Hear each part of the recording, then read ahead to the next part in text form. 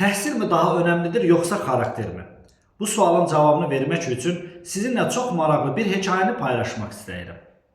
Bir gün sultan vəzirinə deyir ki, ay vəzir, təhsil mi daha önəmlidir yoxsa xarakter mi? Vəzir dərhal cavab verir ki, sultanım, əlbəttə ki, xarakter daha önəmlidir. Bu cavabın nə qədər doğru olub olmadığını öyrənmək üçün sultan ölkəyə xəbər salır ki, ən yaxşı heyvan təlimçisi dərhal saraya gəlsin. Ölkənin ən yaxşı heyvan təlimçisi saraya gəlincə, sultan ondan bir pişiyə nimçə ilə yemək verməsini öyrətməsini istəyir. Tam 6 ay içərisində təlimçi pişiyə nimçə ilə yemək verməyi öyrədir.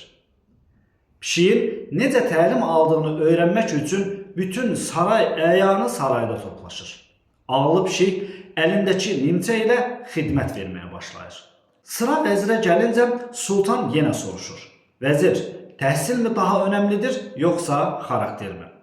Vəzir cavab vermədən əvvəl paltarının altında saxlamış olduğu siçanı yerə buraxır. Siçanı görən pişik əlindəki nimçəni yerə atıb siçanın dalınca qaçmağa başlayır. Beləcə 6 aylıq təlim də hədər gedir. Bu hadisə qarşısında vəzir belə cavab verir. Xarakter daha önəmlidir sultanım. Bəli dostlar, qabiliyyət və bacarıq, bilgi və təhsil bir insanı zirvəyə qaldıra bilər. Lakin zirvədə qalmaq üçün ən çox lazım olan şey xarakterdir.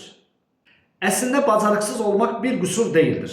Lakin xaraktersiz olmaq çox böyük bir qüsurdur. Bilgi sizə güc verir, amma hörməti xarakterinizlə qazanarsınız.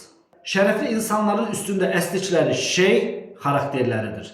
Dəngəsiz insanların isə şan və şöhrətləridir. Həyatda bir çox şeyin çarəsi vardır. Məsələn, cahil olan bir kimsə oxuyaraq cəhalətini ortadan qaldıra bilər.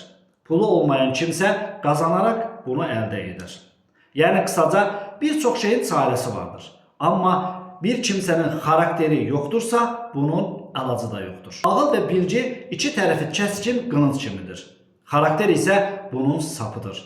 Necə ki, sapı olmayan bir qılınc heç bir işə yaramayacaqsa, xarakter olmadan da ağıl və bilgi heç bir işə yaramayacaqdır. İnsanın əsl xarakteri əlinə güc və imkan keçdiyi zaman ortaya çıxar.